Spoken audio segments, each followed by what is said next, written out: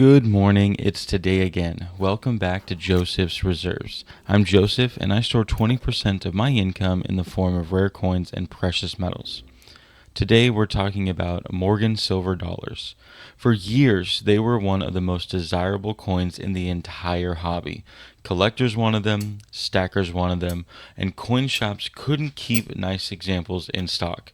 But today, I believe Morgan dollars may be one of the most overlooked areas in the entire precious metals market.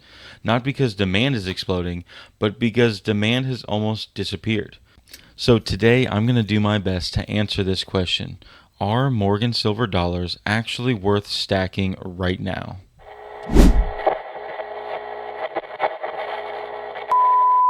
Congratulations to Silver Serpents for getting to my comment section first in my last video, and thank you all for racing to the comment section as soon as I post my videos. It really does help drive the content. So again, thank you so much and congratulations to Silver Serpents. Let's get on to some Morgan silver dollars.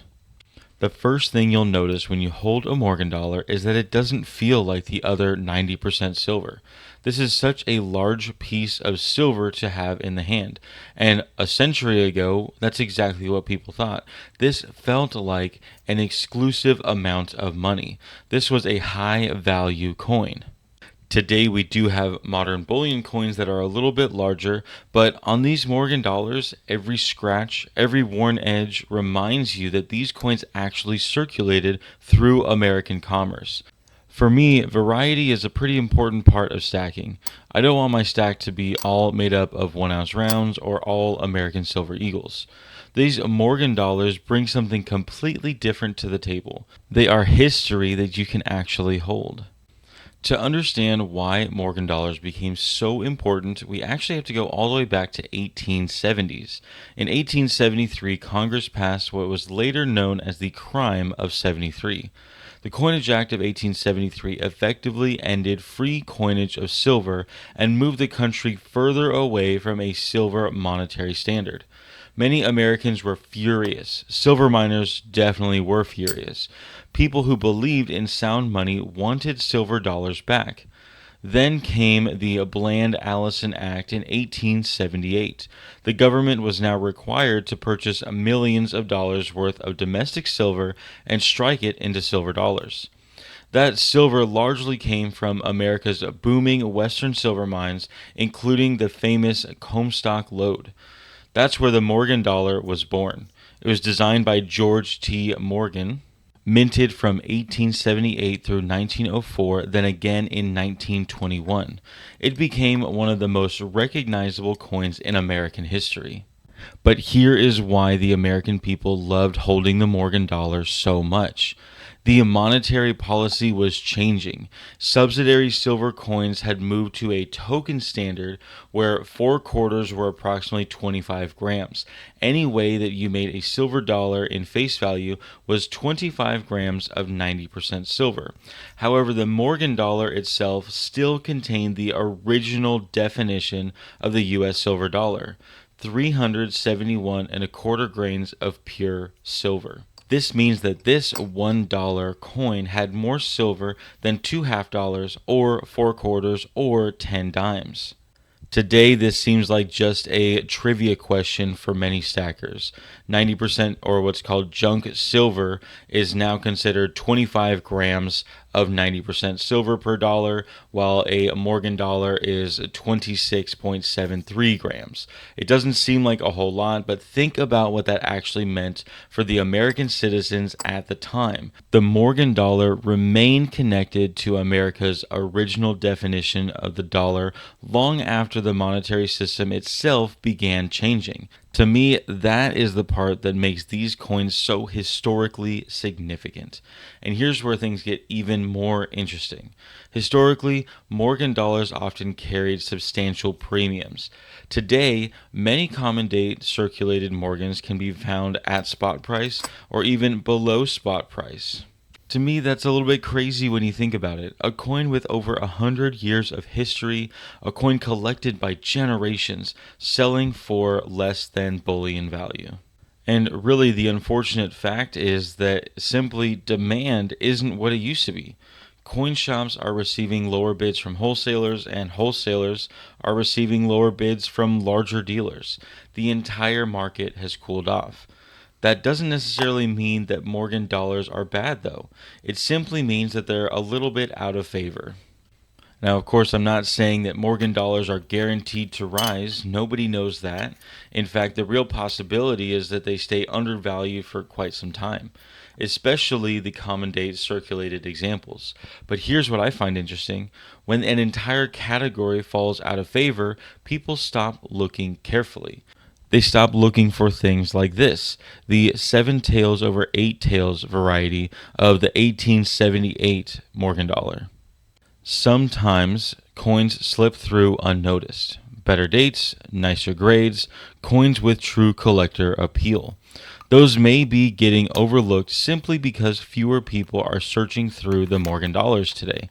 That's where I think knowledge becomes more valuable. Now let me go ahead and answer the question that probably brought you to this video. Are Morgan dollars good for stacking? And I actually think they can be, but maybe not in the way that most people think. When I say stacking, I don't mean buying one coin and putting it in a display case. I mean consistently buying 1, 2, 5, or 10 Morgan dollars over time and building a meaningful position just like you would with bullion. If I were stacking Morgan dollars today, I wouldn't necessarily be chasing key dates. I would be looking for nicer common date examples, the nicest I could find at a reasonable price. And that's just because right now the market is simply not paying much premium for quality. Beautiful original Morgan dollars can be found surprisingly close to bullion value. That wasn't always the case, and it's not always going to be the case in the future. Nobody knows what premiums will do. Demand could stay soft for years. But I do think there's an interesting long-term possibility. As silver prices rise over the years, lower grade, cleaned, damaged, or heavily worn Morgan dollars are ones that are most likely going to be sold for melt and eventually refined. The nicer original coins are much more likely to be put away in collections and long-term stacks. Naturally, over time, these Morgan dollars might slowly disappear from coin shops, meaning that the higher quality ones will be even harder to find. That's why if I'm picking up a Morgan dollar, I'm going to be focusing on quality. Of course, I'm not expecting to get rich. I don't think every Morgan dollar is going to explode in value. But I'd rather own a coin that's both silver and has the potential for collector demand if the market eventually returns. And when you can buy history, beauty, and potential collector appeal for nearly the same price as ordinary silver, I think it's worth paying attention to. That's why I believe Morgan silver dollars deserve a place in a long-term stack, not as a replacement for bullion, but as another category of precious metals that gives you exposure to both silver value and possible numismatic upside. And if that collector market ever does return 20 or 30 years from now, you'll probably be glad that you spent a little extra time picking out a better example. And one thing you're going to hear in the numismatic space over and over is buy the book before you buy the coin. And honestly, it's some of the best advice you'll ever receive. There are entire books just written on single series. Of course, we're all familiar with the Red Book about US coins, and there are some about silver dollars in general, but there are multiple books just about the Morgan dollars. So the biggest thing to take away from that is to educate yourself before putting tons of money into something like Morgan dollars. So overall, are Morgan dollars good to stack today? I think the answer depends on why you're buying them. If you're simply stacking ounces, they may be cheaper silver than any other silver available. But if you appreciate the history, if you enjoy learning, and you like owning coins with a little bit of collector potential, and if you're willing to educate yourself, I think Morgan dollars deserve a serious look.